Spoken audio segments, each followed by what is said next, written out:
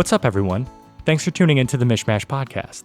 Today, my guest is Catherine McCarthy, Welsh author of dark fiction. Catherine, thanks so much for taking time out of your evening to chat with me today. Thank you, Matthew. It's lovely to be here. So we are acquainted through Twitter. I believe we're both active in the writing community, or at least with other creatives and writers on there. Is that correct? Yes, that's right. Yeah. So for me, part of what I found interesting about your content is it stood out to me, and that's why I wanted to reach out to you to do this interview, because as much as I love supporting other authors, I'm sure you've had this experience too. I feel like much of the interaction there is driven by, authors who are trying to just promote their own work, right? And for me, I'm always trying to reach out and support other writers too. But it's nice when you see, meaningful actual content coming from someone, Yeah.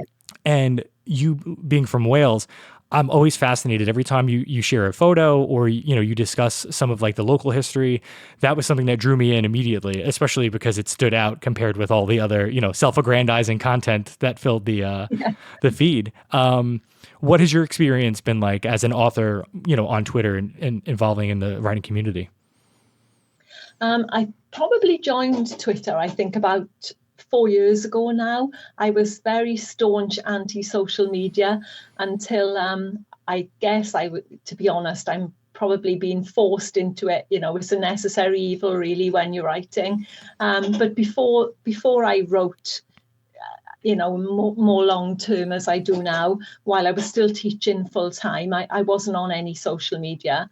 I think you've got to be careful when you're teaching as well with social media. So I didn't bother joining any until I finished work full time.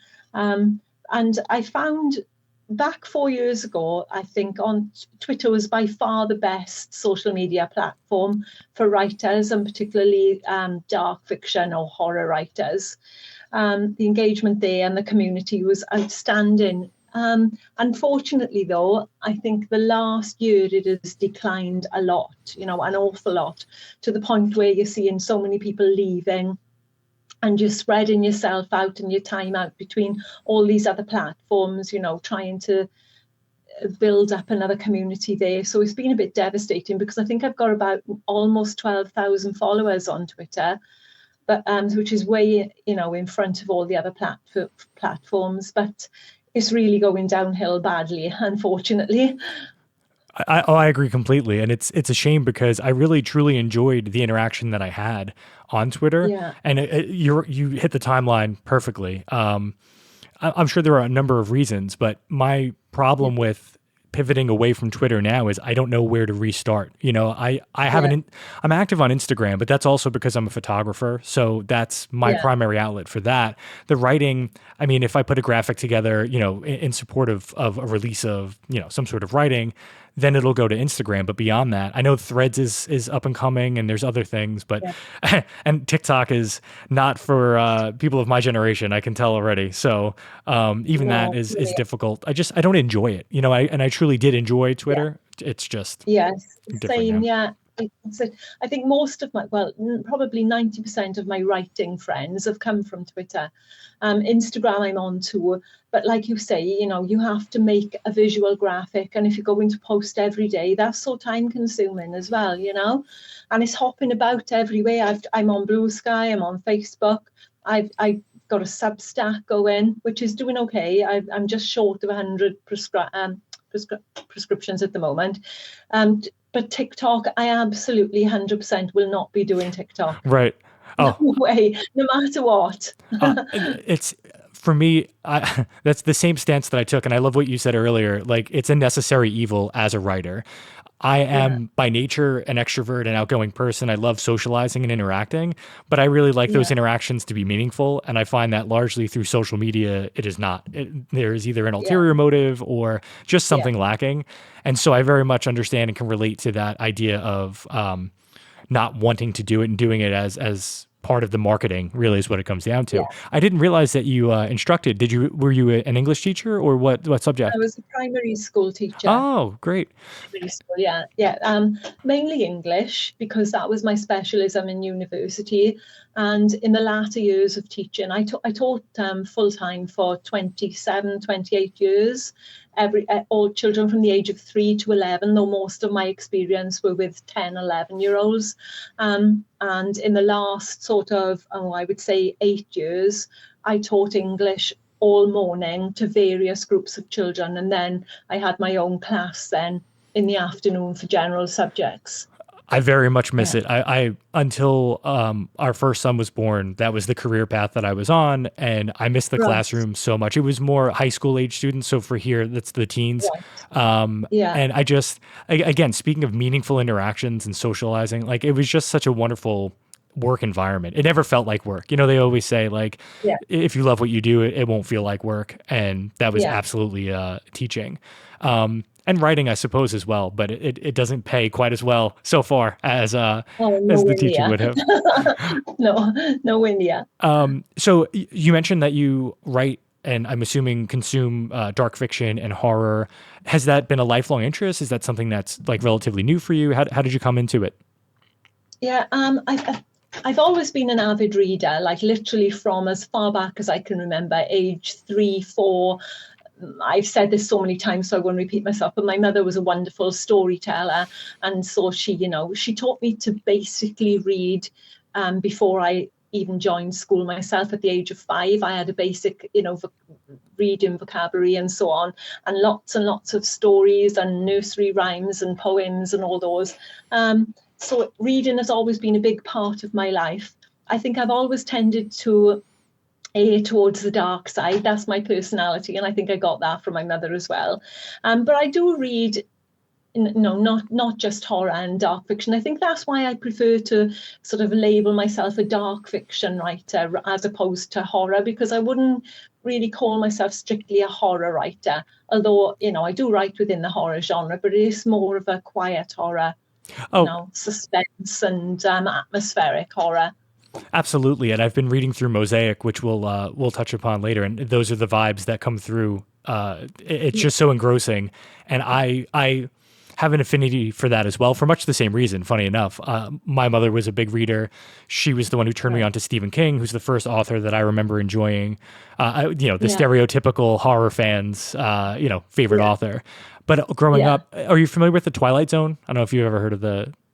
I've heard of it, but I've never, Right. So no my comment. my parents were children themselves when it first aired, and so it was kind Yeah. of like reliving it through them. So I've always again had that affinity for not so much horror itself, but more like the dark environmental, slow burn Yeah. sort of stuff.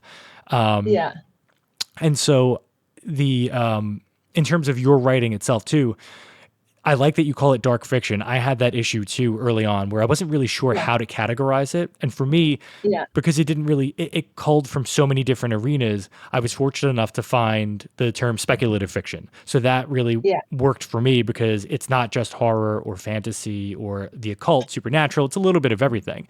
And personally, Yeah.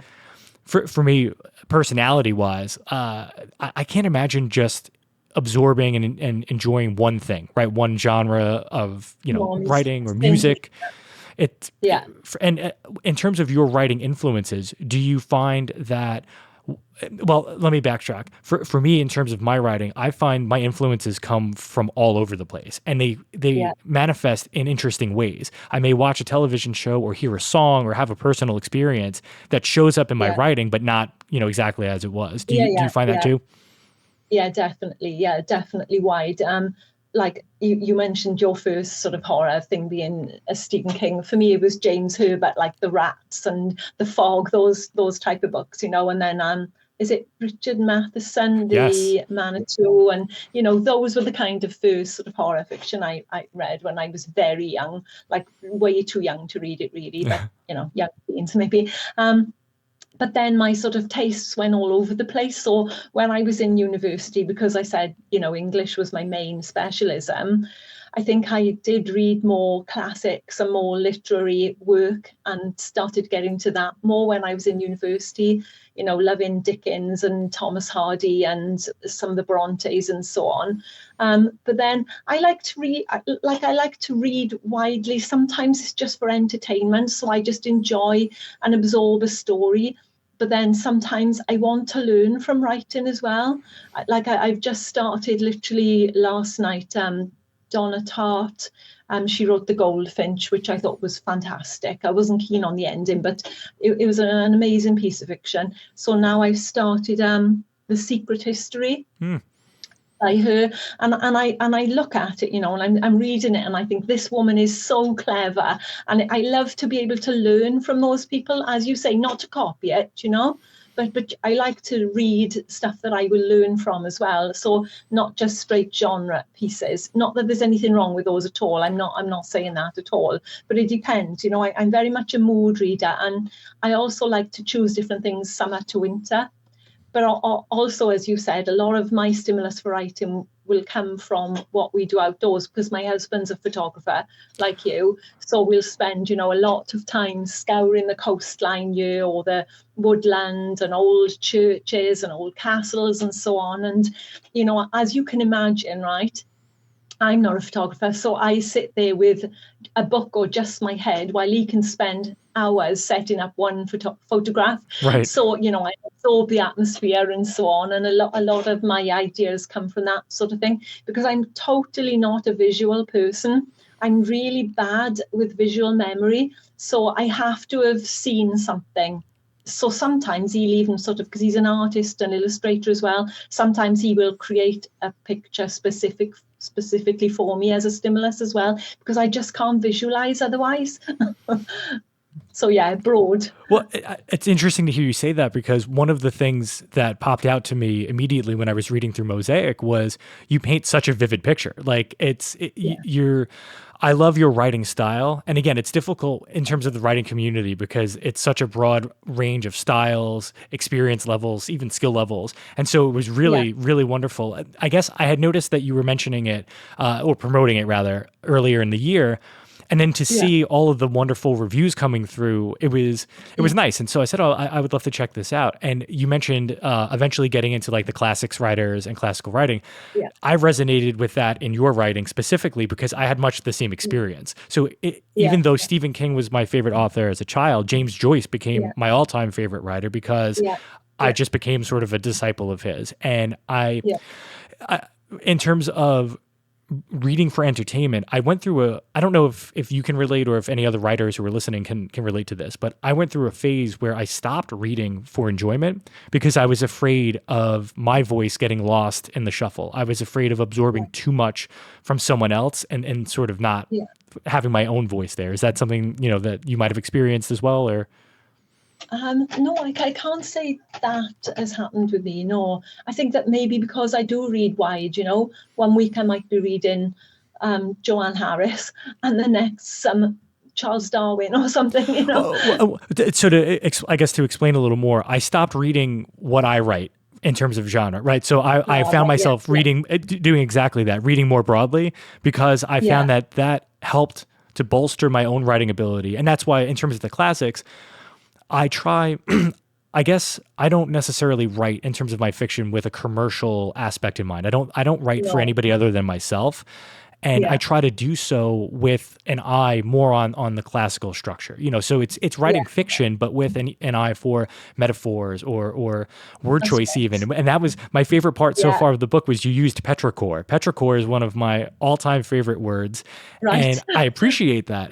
But again, for me, it's difficult because not every reader cares about verbiage and words choice. But, when you see advesperate or petrichor, these certain things that just conjure I don't know. There's just more to it. So I appreciate in terms of your writing skill that you have an eye for that too.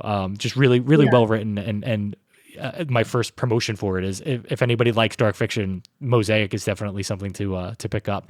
And I knew the graveyards and the church. that had to have stemmed from personal experience or at least an interest on your part. Is that correct for the setting? Yeah, oh, definitely. Yeah, yeah.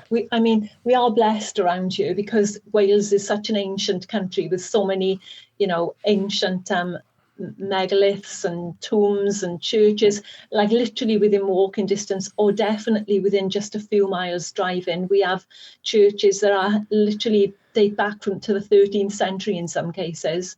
Yeah, and the situation of them as well. So you will find them in woodland. You will find them right on the coast. As Immortelle, my other novella, was set in a little church called Munt, which is right on the coastline, and literally, a farm maybe 2 miles up the road and nothing else. So the settings of the churches. I'm not religious. I was brought up a Christian, but I'm not religious. But I still appreciate the atmosphere and the sort of I don't know, there's just definitely something in those buildings that touch me on a personal level and on an emotional level. You could say spiritual, but to me, not in a God sense then, that's just me personally. But I appreciate the buildings and I support them as a charity as well, because I would hate to see these buildings disappear. Oh, I agree completely across the board. And it's interesting. I grew up raised Roman Catholic, and that just wasn't for me in terms of religion. And I respect everyone else and support, whatever Yes, they like to go so for. do I. Yeah, But even still, I can appreciate when my wife and I took a trip to Dublin, we were around the Wicklow Mountains, and we went to Glendalough, and to be around the round yeah, towers, I want to say it might have been 13th century, somewhere thereabouts, yeah, yeah, significantly older yeah, than whatever we have around here in the yeah, United States. It was an almost spiritual feeling. I know exactly what you mean, because yeah, or maybe sacred was how I termed it for myself. Like, I knew I yeah, was yeah, in a special space, even if I yeah, didn't connect with the underlying, source of it. yeah, And yeah, it did, at least for me, it stirred something within me. And I remember we yeah, were I can't think of the name of the cemetery itself, but it had, again, just some of these unbelievably ancient headstones, and just being there, being immersed in that environment, especially on an overcast day. I don't know, it just yeah, really like excited me from a writing perspective, an imagination yeah, perspective. And I guess yeah, that's yeah, no, I was just going to say, I guess that's my goal too, is like when I have those experiences, my brain holds on to them. And then so when I'm writing, I'm really looking back. It's almost like playing a movie of something I yeah, experienced. And my task is, how do I convey exactly what I was feeling? How can I immerse my readers potentially in yeah. that same environment? And that's what I loved about Mosaic, was feeling the dread, feeling all of it building in a way as if I was there right alongside them. Yeah, I think that's why my writing is multi-sensory. So I will include, scents and sounds and so on, because of that sort of full immersion. Like I said to you, I'm not a visual person, although I will try to convey it through, other senses and so on as well. And again too, like the alliteration and the wordplay, I thought it was phenomenal. I think one of them was like steep stone steps when you were discussing maybe heading down to the crypt. I know that was the section, but I don't remember the specific Yeah, area. But that's what I love too. Your attention to detail is great, and the way you vary it. I feel like many authors get stuck in a routine of, using the same sort of approaches in terms of what they describe. And other times yeah, it's forced, where you can almost feel like a formula, like they're sitting there with a checklist. Okay, now I should put in something about a smell or whatever it happens to be. yeah, yeah, And you just crafted such an authentic, especially like the cafe. I remember, like, it felt like a real place. It felt lived in, and that's not yeah. something that I think everybody has as a writing skill. So that's something I really enjoyed about the book. Oh, thank you. You know, I think it's knowing when to use it, isn't it?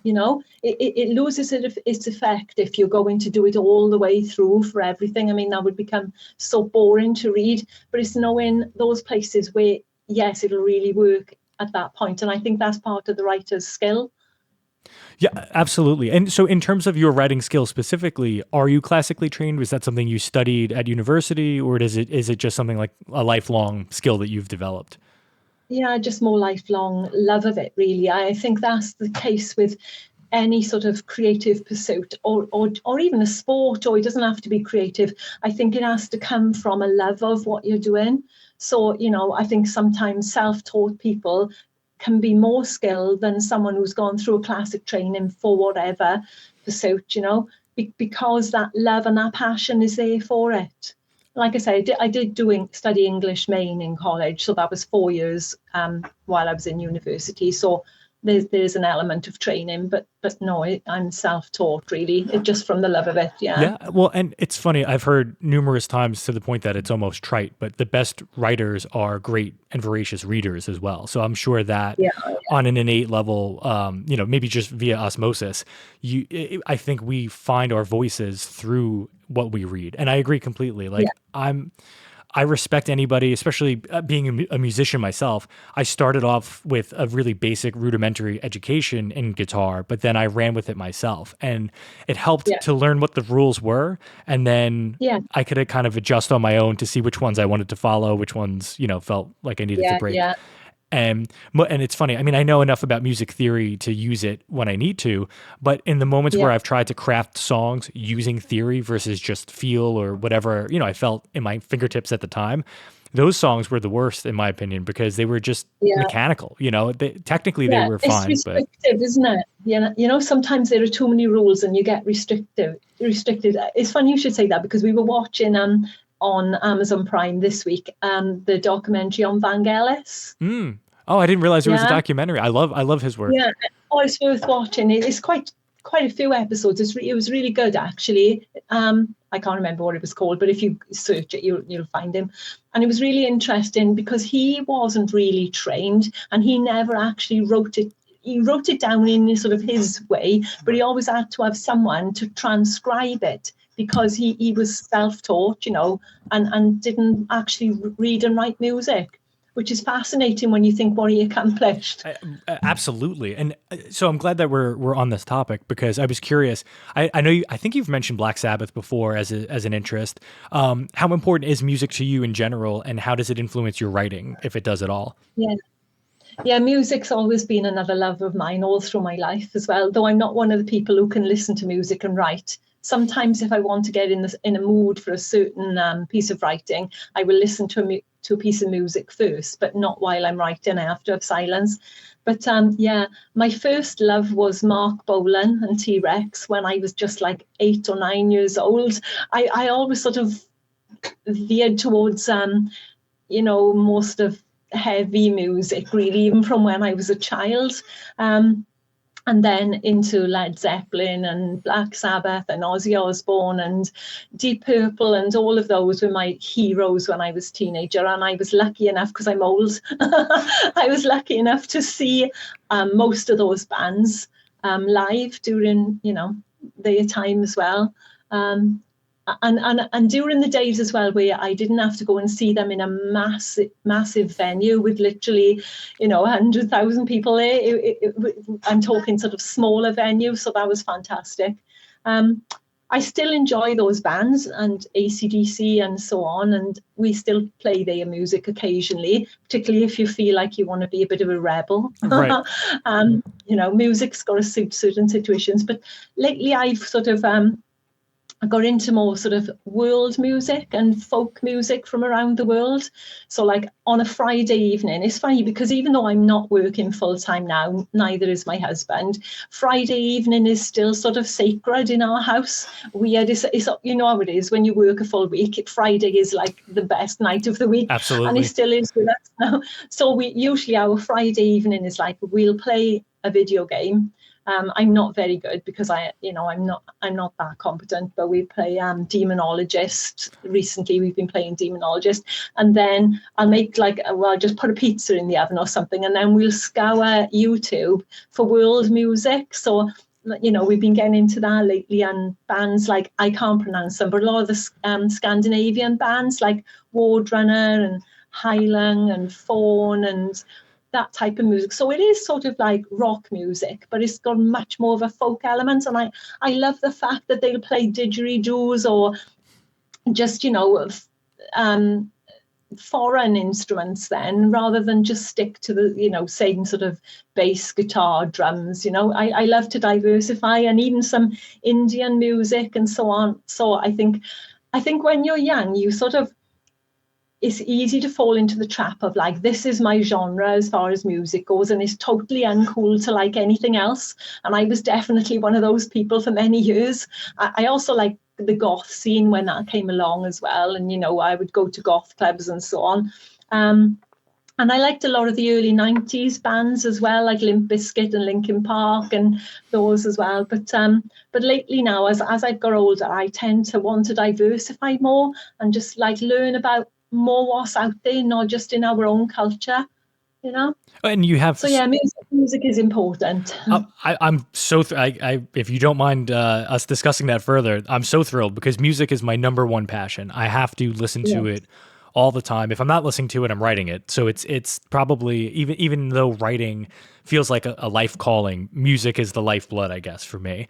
I love hearing you say that because in my house, I expose my kids to all sorts of music. I think that's really important. I can't relate to folks who complain about, being in the car and the kids listening to Kids Bop or whatever, station it is. I said, you're in control of the radio. It's, for me, I never allowed it because there's so much out there. Like my daughter, if you're familiar with Fleetwood Mac, right before COVID hit, she and I went on a daddy-daughter date to see Fleetwood Mac and Stevie Nicks, and it was just a great night. Part of it's making memories and enjoying the music, but even within what I enjoy and what I expose them to, I'm always trying to evolve, right? I don't know. I get restless, I think is the best way to describe it. And it's funny because I resonate with so much of what you just said, especially on the world music front. So I've gravitated more towards the heavier music. And what's funny is so many people who don't listen to, say, Slipknot or Slayer, things of like really, really heavy,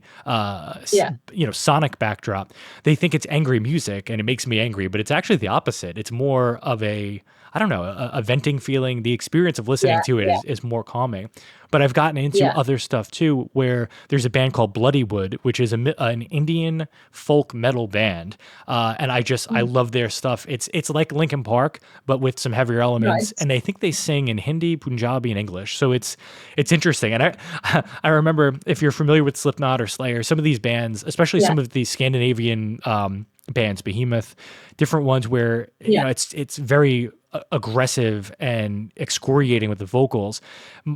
My kids, I just assumed they were used to not understanding the words. And so when I shared Bloodywood with them, they were like, well, Daddy, we don't understand what they're saying. I said, you don't understand it, because they were speaking in other languages. And I said, you guys can't understand the English bands either, because, it's all yelling and whatnot. I will have Adrian von Ziegler. I don't know if you've encountered his work on YouTube. He writes essentially world music as well. And same thing. I was looking for something to use as inspiration for writing. So for me, I can't listen to songs that have lyrics because then I start singing. My brain goes in a different direction. But I need something to drown out the silence when I'm writing. And I found his work was so atmospheric. And I veered more towards a fantasy direction. And so I found myself inhabiting this mental space of a forest, let's say, a mystical forest. Yeah. And so he had different soundtracks essentially that he wrote for such environments. And it just, the immersion experience of writing it was really, really good. I'll have to message it over to you because it sounds like it would be of interest to you. He has quite a catalog of music. Oh, definitely. Please do, yeah, really, and the one that you said with Punjabi and Indian music. I actually love the fact that we don't understand those lyrics, though, because sometimes the English lyrics are pretty weak. And I love the fact that, you haven't got a clue. They play in all these instruments, arus and so on, in a forest on their music video, and the sounds are fantastic, but it's not spoiled by crappy lyrics. So I love that. Yeah, and I love, too, a diversification of sound. So there's a band called Agalok. I'm not quite sure where they're from. I want to say Finland, but I'm probably off there. But it's folk metal. So there's nature sounds. Yeah. There are, traditional instruments along with obviously the roaring guitars and everything. And I find that interesting. And to me, it's such a waste, especially with the internet and everything that we have access to. Why just stay in a narrow zone? Like there's a band called The Who. So not like the Roger Daltrey Who, but HU. Right. And they're from Mongolia. So they use Mongolian throat singing as part of their metal stuff. It's really interesting. And it's just, for me, it works. And I love what you just said about the language not mattering. To me, music is a language unto itself, right? And even if you can't understand the words, if it's really well written, it'll resonate with you. You'll connect to it, even in spite of that, I think personally. So Definitely, yeah. Have you seen as well another one on Amazon Prime? Do you know A.R. Rahman? No. A.R. Rahman. He's kind of Bollywood, but he's done stuff all over the world. Well, there's a fantastic documentary that literally brings me to tears, right? And my husband is like, Oh, wow. he's so not a sentimental person. He's the least sentimental person I know, but it actually brings him, he gets a little bit choked because it's fantastic. It's called Harmony by A.R. Rahman, and he's in Indian, right? And he I'm trying to think of the films. 100, is it 100 Foot Journey? He wrote. Oh, He's okay. written music for several really well-known films. I think that was one of them. And it takes him through. He's in India, and he travels right from the north up, near the mountain regions and so on, Tibet, and right the way down to the south and over towards the. I'm rubbish with east and west. East towards China, and he picks up 4 different musicians or singers, and eventually then they bring it all together, their pieces of music with these traditional instruments, into a sort of finale with a big band and choir and so on, and it is just incredible. And we've watched the whole series now. It's kind of an indie series, really, and we've watched it all at least 3 or 4 times. Oh, wow. And it's totally inspirational. You will. I'm certain already that you would love it. Oh, it sounds. So I'll DM that to you later as well to remind you. Yes, please do. No, I'm always, and again, I'm just a voracious absorber of content in general, and something like that sounds like it would be completely worth the time, especially if there's that strong of an emotional connection. I love that. I love feeling, highs and lows, just having, a visceral experience to things. Yeah. And I think that's why music resonates so much with me. And it's funny, until AC/DC, the other bands that you had mentioned, especially Zeppelin and them, I noticed you could find a through line of mysticism and a little bit of the occult in terms of not just the lyrics, but their images and everything. Was that something that you think might have drawn you to them at the time, or was it really just the music? Or I think so. I think it was all part of my sort of growing up period, and all of that stuff was really like it was the coolest thing to be into at the time, and it just really did. It was me. It wasn't that I was just trying to fit in. That subculture for me was amazing, and I'm really glad that. I don't like the fact that I'm getting older, but I love the fact that we had strongly defined subcultures growing up that we could really belong to. And I think the youth today, that's something they really lack, because everything's online, and I think it sort of deters them. It's very hard to get them to get a real sense of identity, because the stuff that's out there now, there's just not that sense of belonging like we had. We were part of a group, and it was just the best part of your life during that time. And I don't think they've got that so easily these days, which is really sad. I know that sounds really old when you talk about, they haven't got that these days, but you know what I mean? They just don't belong. Like, it was part of what our identity forming was. It's what made us what we are, and it was just fantastic. Well, same with the goth culture. The goth culture was exactly what I was going to bring up. So for goth culture wise, for me, I came into it later with like Evanescence and certain bands of that era. But this, you're talking about going back maybe to The Cure. To Susie and the Banshees. I can't think off the top of my head. I used to go to, there was a specific goth club that we would go to in a town in Wales, South Wales at the time, called Newport. And upstairs, it sort of had a basement. Upstairs was for the normal people, so they would have normal disco music. So we used to head in with our hair. I actually had all this part of my hair was shaved at the time to the scalp, right? And then all the black makeup, and I look quite normal now, actually, boring, and the clothing, and it was just part of our gang, and we would head in straight downstairs and just like dance all night to the goth music, and it was just fantastic. But and I'm not sorry, I couldn't do it now, but I'm not sorry that I lived through that. No, not at all. And I think, again, I try to avoid getting preachy on my podcast because it's supposed to be fun and laid back. But it frustrates me to see modern society juxtaposed against my experience growing up and in preceding generations too, because there's nothing of value nowadays. Everything is so superficial and just saccharine. It's there's no true identity. Like if you said, If someone said to me, I'm a goth, I know what that meant. And there's so Yeah. much to it. It's not just, you know, I guess what I'm saying is there was meaning to it. There was something nutritive, you know, and something you could grasp onto. Whereas now, I mean, you see it just with music alone. All of these ridiculously unnecessary subdivisions, subdivisions, right? It's not Yeah. just metal music. It's got to be whatever, and that's what I mean. I think that stems from people having an inherent need to feel special or unique, and they're not going about it the right way. Like Yeah. they think they identify with these things, and it's not like it was back then where, you know, there were indie bands and underground bands Yeah. that nobody knew, and that's what made them cool. It's more Yeah. now they're trying to carve out a little portion for themselves to make themselves think they feel cool or special, and Yeah. there's just Yeah. nothing to it, which is sad. Yeah.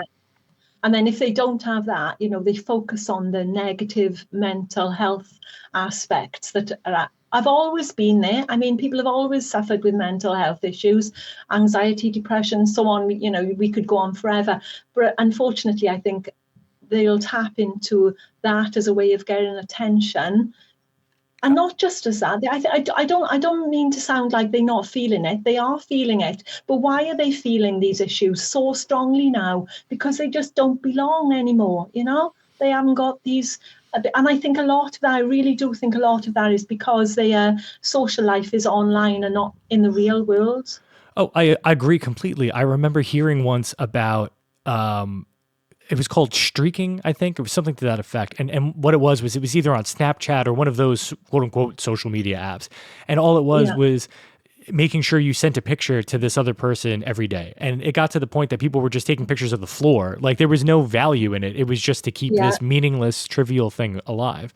And it's interesting to hear you speak about it from your side, because I know, you know, Americans have this habit towards myopia, right? I can't paint everyone with that brush, but yeah, stereotypically Americans feel that we are the center of the global universe and everything. yeah, And so yeah, I yeah, try to be cognizant of that when it comes to, you know, other cultures and other places. yeah, But it does seem like it's something that's not limited only to here, and not even to Europe. It does feel like a worldwide thing. And it's upsetting. I know what you mean in terms of the mental health aspect, right?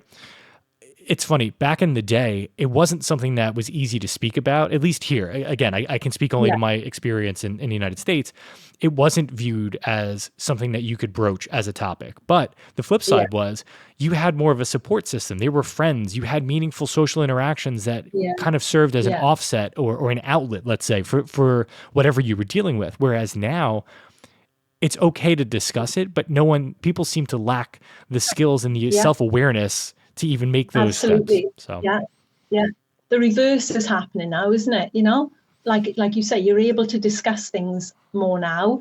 But there isn't any help there. You know, it is just a total soup, you know? right. And it stems from, personally, I feel like people aren't interested in putting the work in because we have so much at our fingertips and comfort has become the default. And again, speaking just for the United States, it's so Yeah, easy to get whatever you want at the click of a button. Well, it devalues whatever it is that you can get. You don't have to work for absolutely. it. And so socially, it's Yeah, the same thing.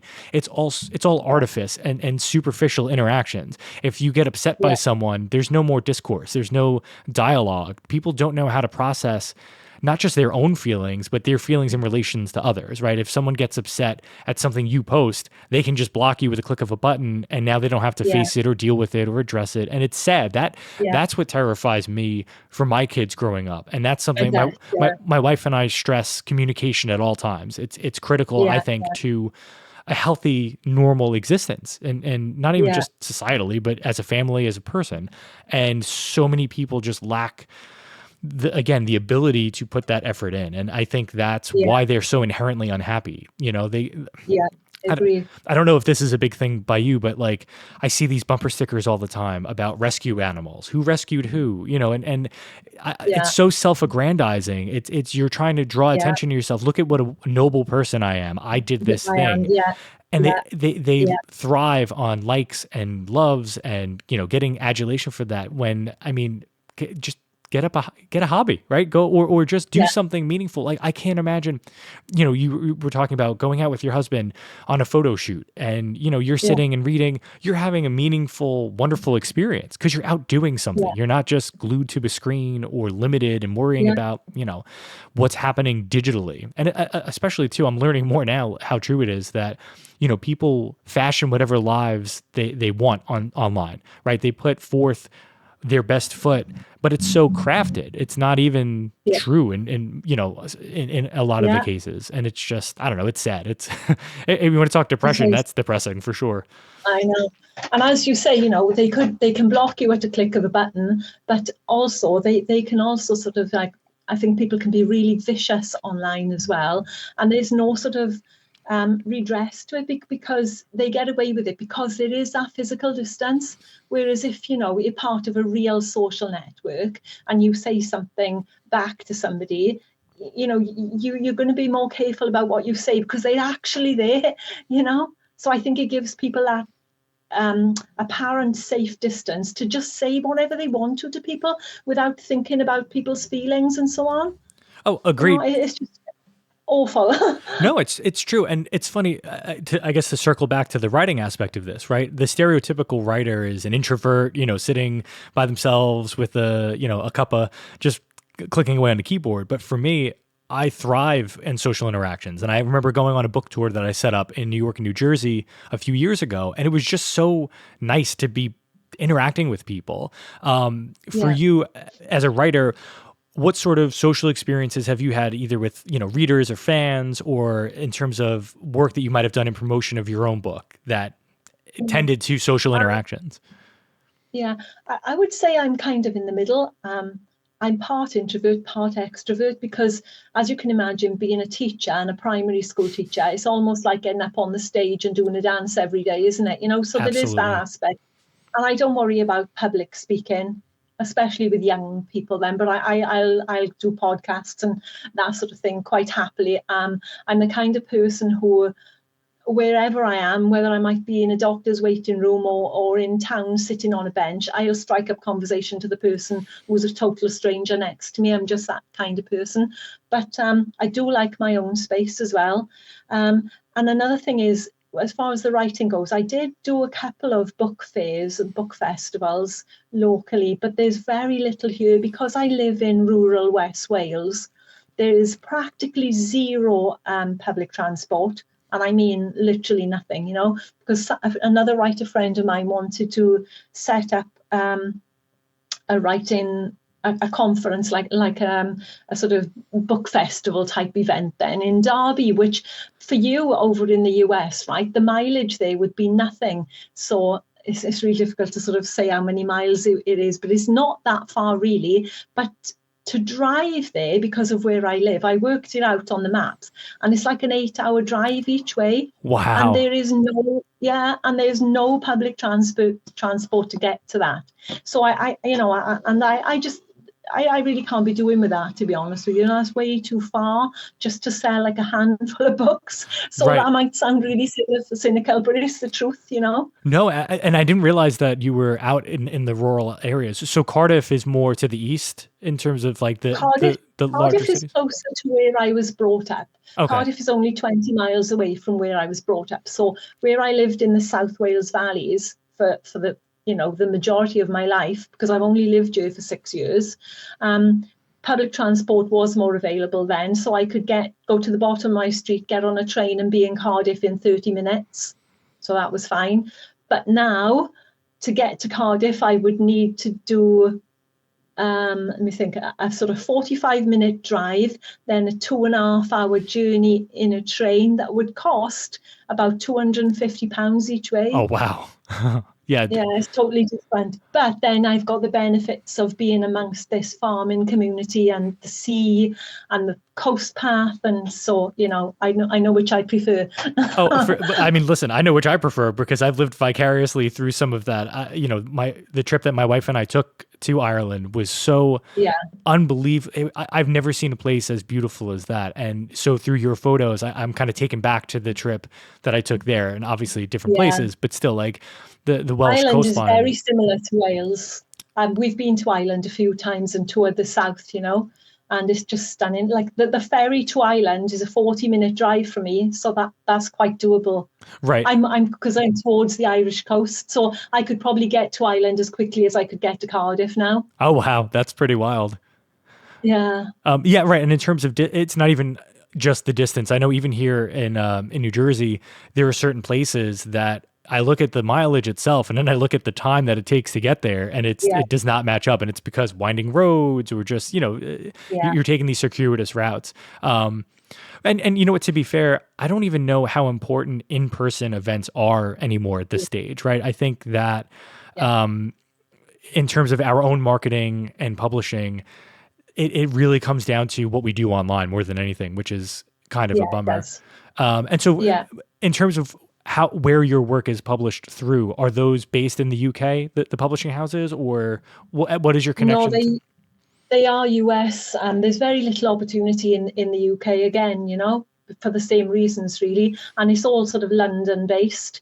So all the publishers I've been lucky enough to work with have all been US, which is great, but then it does make live events more difficult. It also makes like physical copies more difficult. Right.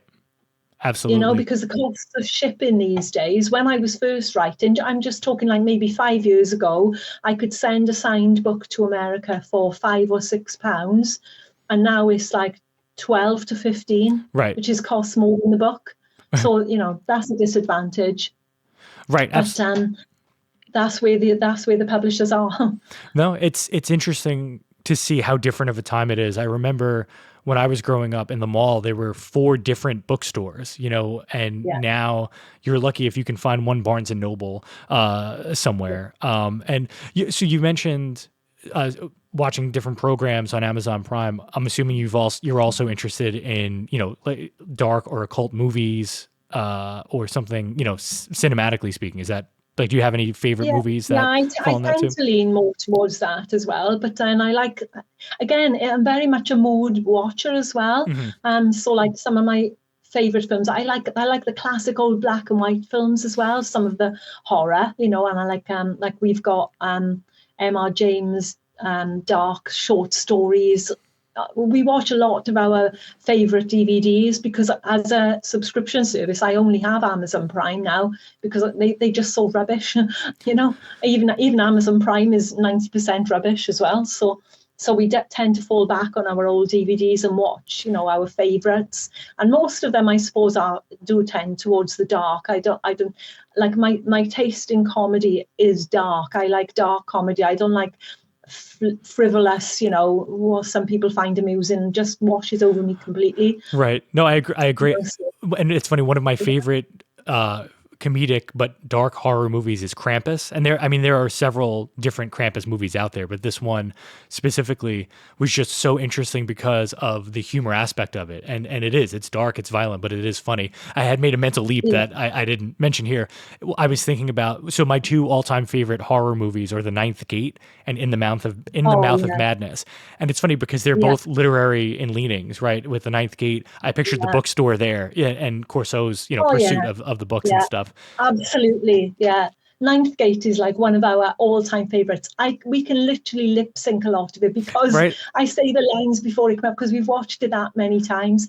And that house in northern Spain, that the man's house there, just so atmospheric, fantastic. Yeah, and for me, In the Mouth of Madness too, in terms of like the cosmic horror aspect of it, I loved that. I was never a Lovecraft reader necessarily. Again, it started more with Stephen King, which obviously he was an influence for that story. And so I know I had mentioned it to you in the DM about the cosmic horror. So that's a genre that you're relatively new to. Is it something you're still exploring, or how did you get acquainted with it? To be honest, my husband was an avid cosmic horror reader. When we were together really young. He was 16 and I was 14 when we first started going out with each other. So like each other's influences influenced us, obviously, because that's how it is. And he was always into that. I've got all the Lovecraft classic collections here and so on, but I never really got into it until fairly recently. like the last couple of years, so I'm still discovering it, but I like to like put little elements of that cosmic horror into some of my writing as well, like as I did in Mosaic with the Hunter of the Dark, yeah, Right. And I and think so on. what appeals to me about it too is in the same way that you referenced like certain comedies, right, that would just kind of go right over your head because it's just too on the nose. It's the same thing with Yeah, horror. If it's just so gory in terms of the writing itself, I like that feeling of dread, which is, I guess, before it really blew up in terms of Hollywood and television shows, like post-apocalyptic writing was yeah, something that I was really interested in. And now it's flooded the market so much that I don't even really enjoy yeah, it. But what I loved about it was that premise of everything, starting out on an even keel and then the slow rise to whatever the yeah, circumstance was. And so, yeah, I that's what I appreciate about the cosmic horror. I think there's just more to it, in terms of yeah, the development. yeah. So, and then, so in terms of your writing, it seems like you've released a lot in the last year or two. Do you have anything, on deck for 2024 that's coming up, or where are you at with your Yeah, publishing? yeah. This, you are right. In 2023, I had two novellas and a novel published, but I didn't write them all in one year. I mean, people always assume that. Like 2022 was the year of the short story for me. I think I had 8 short stories in different, quite well-known anthologies. So I really broke through with publishers as far as short stories went then. But then last year, it was in July just gone, I published through Nose Touch Press my Gothic novel, A Moonlit Path of Madness, that's set mainly in Wales, but partly in Vermont. And then Mosaic with Dark Matter Inc. In August. And then I YA novel, YA crossover, The Wolf and the Favour, which is set right here in the house through Bridget's Gate. But that one I'd actually written probably 3 to 4 years ago. Oh, wow. Next year, I have, what have I got coming up? In April, I have another novella being published with Robert Dark Matter Inc., which is called The House at the End of Laceline Street. Oh, It's a bit of a sort of I've gone off on a tangent with that one, but out of all the books I've written, it was the easiest book to write. It just literally flowed.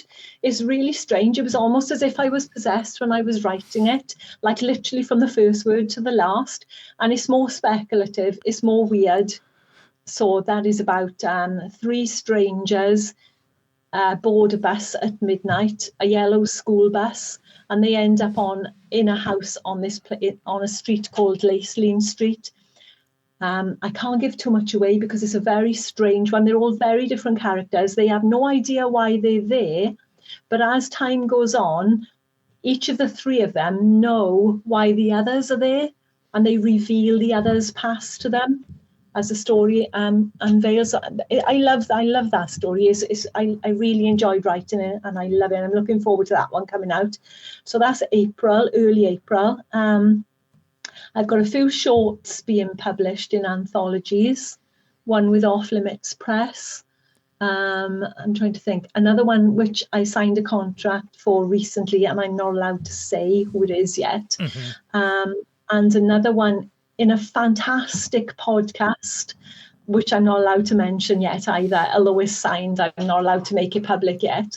And then in January, I'm going to be part of, oh, good grief, it's gone from my head.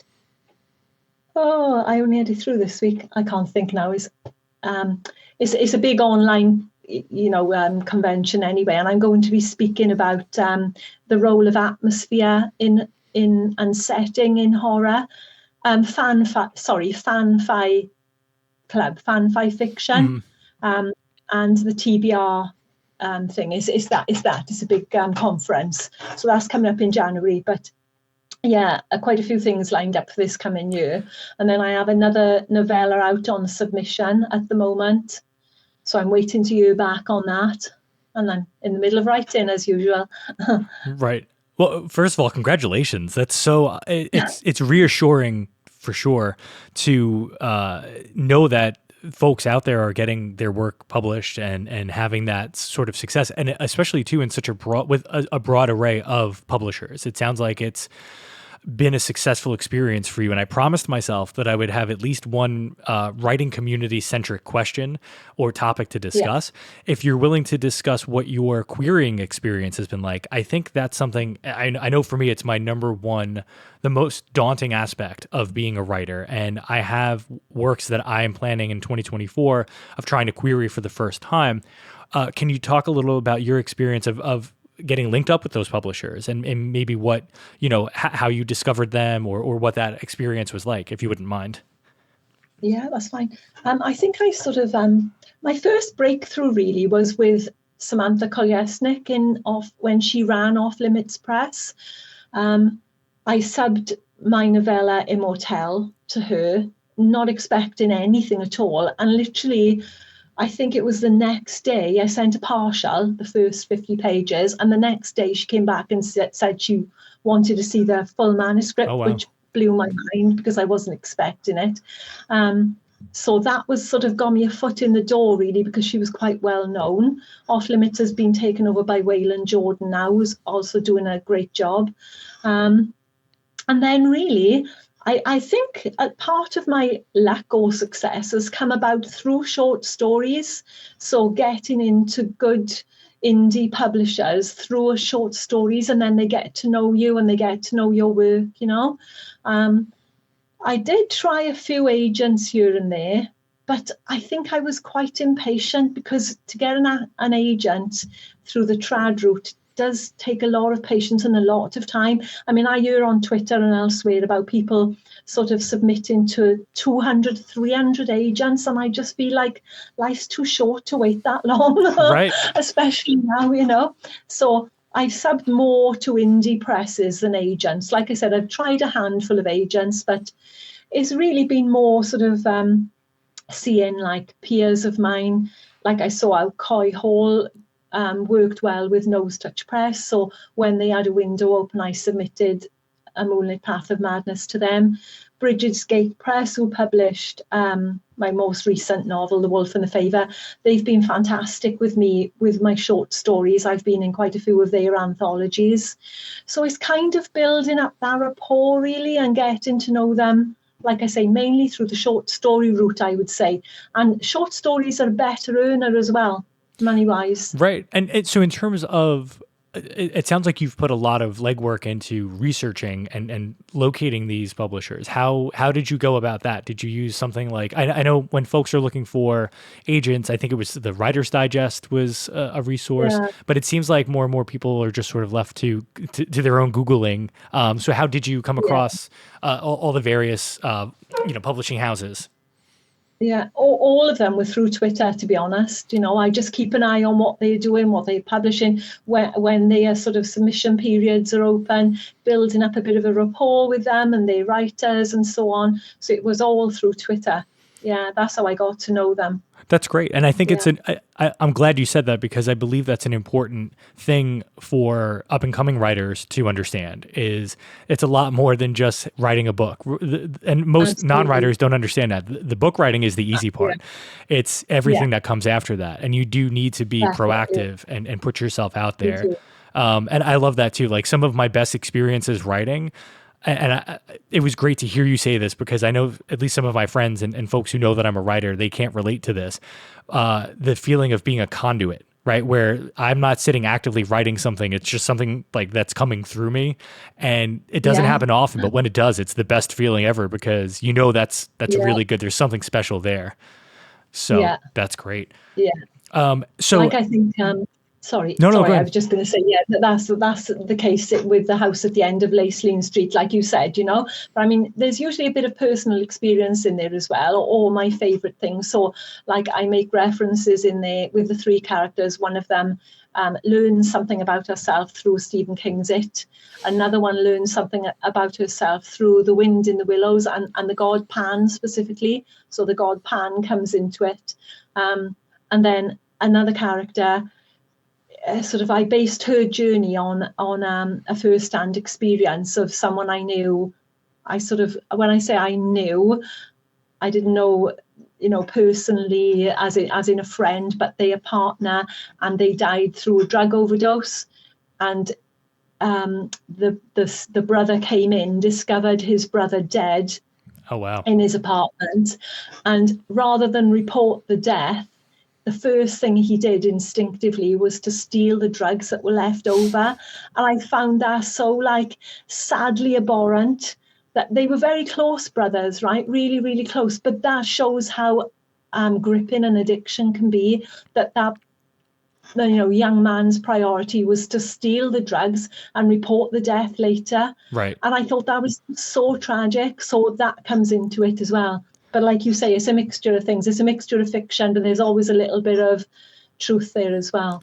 I think you just keyed in on the single most salient piece of advice I try to give writers, especially younger writers or new writers. The most important thing that you can do to become a better writer, I think, is to live life, to experience things, to go out and have those firsthand experiences, because so much of it influences the output. I think it's very difficult to live, a primarily sedentary online existence and expect to write stuff that connects with people, because that's just it. You can write stuff that's technically sound or interesting, but the really, really good stuff, I think you need to have that, or you need to have an emotional response to it. Like, even if it was a story, like, I can see myself hearing what you just said and having that have an influence on a situation I may write about, and even though I didn't personally experience it, I had a visceral reaction hearing you share that story. That's it's awful on so many levels.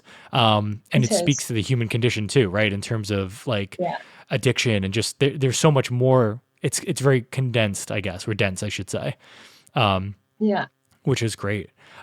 Catherine, this was so much fun. I really appreciate you taking the time out of your very busy night. For anybody listening, is there what's the best way for them to follow you and your writing, either on social media or if you have a website? How can they get in touch with? I have a website which is on my Twitter bio. I still call it Twitter. I probably always will. Mm-hmm. And I have a Substack as well. I try to write something usually at least once a month, every 3 weeks, something like that, on Substack. And I think, like you said about advice there, I think another piece of advice I would give is be yourself. Just really be who you are. And I think and I hope that's why I've connected with people from all over the world, because I know you often see the question posed on social media, are you really who you are online? And I genuinely am, because I just couldn't be any other way. And bits of like who I really am come through in my Substack newsletters as well. I'm just an open book. So, they can, if they want to subscribe to my Substack and look back on a few of my old posts, see if, anything interests them. Yeah. And on Twitter, it's at Serial Semantic. Is that the handle? Yeah. I know exactly what you mean, because again, I don't have quite as many followers, but out of the thousands that I do have, the number of truly meaningful and interesting people that I met is very limited. And so I sort of gravitate towards certain folks. And the number one word I would have used to describe you, and why I even reached out about the podcast in the first place, was you just seem genuinely like what you're sharing online seems really just like a window into who you are and your life in general, versus something that, it's carefully manicured or created. Yes, and it is, quirks and all. But again, I gravitate towards that as well. I'm very much an atypical person, who wants to be normal, right? At least in my mind, to be ordinary, I think would be the worst sin of all there. Oh yeah, absolutely. But I appreciate you taking the time to speak with me. This was a lot of fun on this end. I hope it wasn't too much of a slog for you. Oh no, it was lovely, and I really appreciate your time as well, because you don't need to do this for people. I really, really genuinely appreciate it, and it's gone so fast. It really has. Yeah, it sped up quite a bit, and I promise the reviews. Not that you need them, but the 5-star reviews for Mosaic are coming for Goodreads and Amazon as soon as I can get them penned up, and I can't wait to explore the rest of your bibliography, which is nice. If Mosaic is any indication of what lies in store, I know I'm going to be thoroughly entertained, and I've enjoyed that experience so much, and the experience of speaking with you. So thank you to Catherine McCarthy for taking the time to speak to me on the podcast today, and thank you to everyone listening wherever and whenever you are.